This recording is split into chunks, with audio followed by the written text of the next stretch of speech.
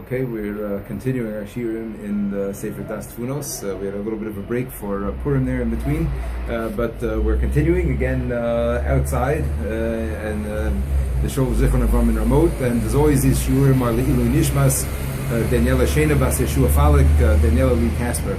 Okay, we're holding in the middle of paragraph Mem of response Mem, which is the Seichel launching into a very lengthy discussion of this concept of Yichud and what the consequences of Yichud are.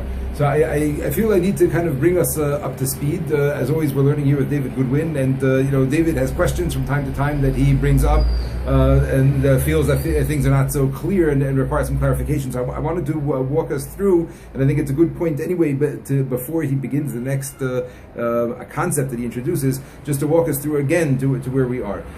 We find ourselves in a world that is lacking in shleimus. It is not a perfect world. So the Ramchal is explaining to us where is this chisaron coming from and what purpose, what role does it play. So he explained for us already that if the world was meant to, one second, we'll give that some space to the bus over there. If the world was meant to show God's perfection, so then the world would be a perfect place, but there would also be nothing for us to do. So the point of this world is to create a place that is imperfect in order to create a place for us to work. And now he's explained now what role does that imperfection play?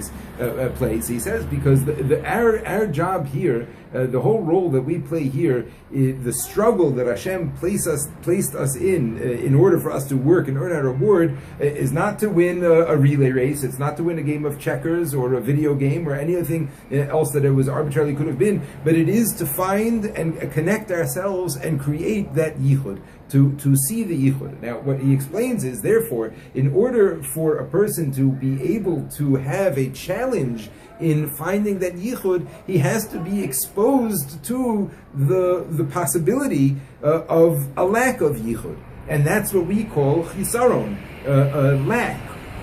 A lack of shleimus, a lack of perfection. And a person has to experience this, the Ramchal says, in order for a person to be able to say, this is not Hashem. Now, this is the point that David Goodwin and I were discussing, but we come to a funny thing over here, because we're saying, really, the idea of Yichud is that there's only one force. And again, there's those 5 other views that are all against Yichud, that all challenge Hashem's complete and total dominion in one way or another. But we say, no, Hashem is the only force, which means Hashem is doing anything, which means Hashem is doing that bad. So how can we go ahead and say that the point is to see Hashem's yichud and to be able to see when He really is doing those bad things? Now this is a point of confusion, and again, this is a point that leads people, chas v'shalom, but leads people into heretical views, because they can't reconcile this idea of God actually consciously doing this bad.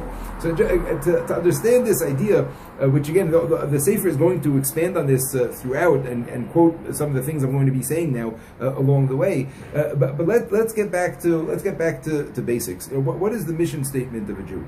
Shema Yisrael, Hashem Elokeinu, Hashem Echad. Right? This is the mission statement. This is every Jew. This is what we're trained to say from a young age. We're supposed to die with these words on our lips. What are we saying here? Right? We're familiar with the idea. Shema Yisrael, listen Israel. Hashem, the God of kindness and Chesed. Elokeinu, the God of judgment and din, those aspects that we experience. Hashem Echad, it's all coming from one source. And really, like we say in many areas, everything God does really is for the best. It really is for the best. Kol Maida Avid Rachmanu Latav Avid, that's one way that Chazal put it. Everything that Hashem does is for the best. Gam Zu L'Tova, another way that Chazal put it. There are many, many places where I explain this, but to understand that concept about how how terrible tragedies could really be for that we need to really see further through the Sefer to understand, how that could be. But just in terms of reconciling for us where we are now, reconciling for us this idea. So again, our challenge is to experience the world, right? To experience this place, to see things that would seem to indicate a lack of shleimus, a lack of perfection, that would seem to challenge challenge the notion that there is a good God that is running the world. Our struggle is to see through that, especially when it affects us, especially when it's a challenge, to us, and it's causing us pain and discomfort, and to see through that and say, no, there only is one God, and not only that, but this is also part of His plan. Shema Yisrael Hashem Elokeinu Hashem Echad.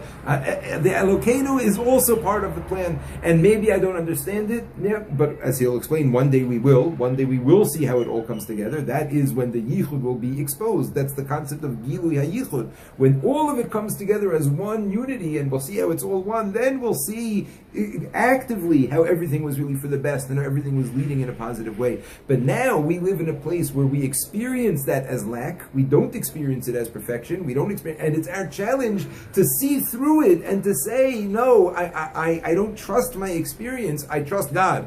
I trust that Hashem is running the world, and so why is He putting me through this? Because that's my point. That's my challenge. That's why He put me at the starting line and not at the finish line. And if that was my challenge, I'd be complaining, how come I have all of this way to go? Right? Whatever the challenge is, that's what we're here to do. So that's the idea. In a nutshell, again, explaining what the concept of shleimus and chisaron is, how it relates to our challenge, and how it relates to the idea of yichud, that it really is all God, and that's what He said in this passage many times over. Osa tovu borei ra. Hashem makes the bad also.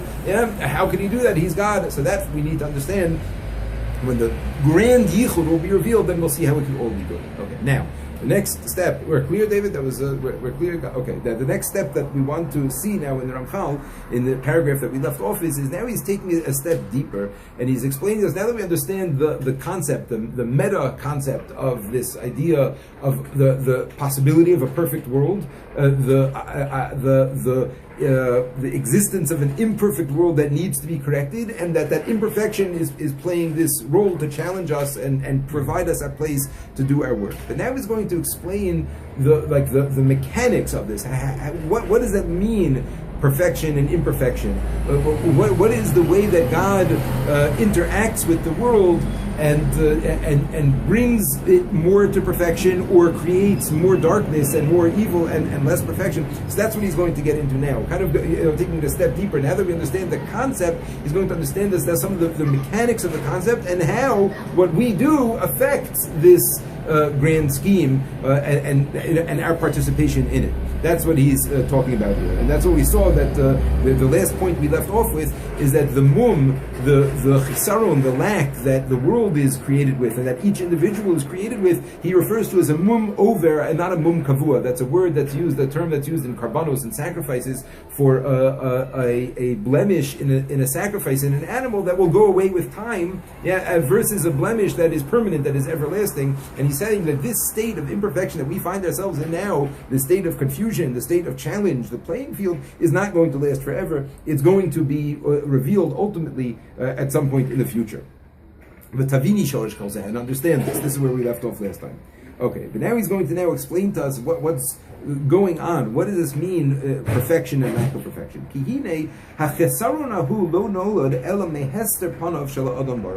He's now going to walk us into a metaphor, a mashal of the concept of Hashem's face, the concept of Hashem's countenance that we see many times throughout Tanakh, this concept of Hashem's face shining on us, or Hashem's face, so to speak, turning away from us. What does this mean as far as this whole scheme that he is laying out for us now? So he says like this, that all lack, again, when we say lack, we're talking about every imperfection in the world and the physical world itself, right? The physical world is something that is between us and God, and anything that is between us and God is a function of lack, right?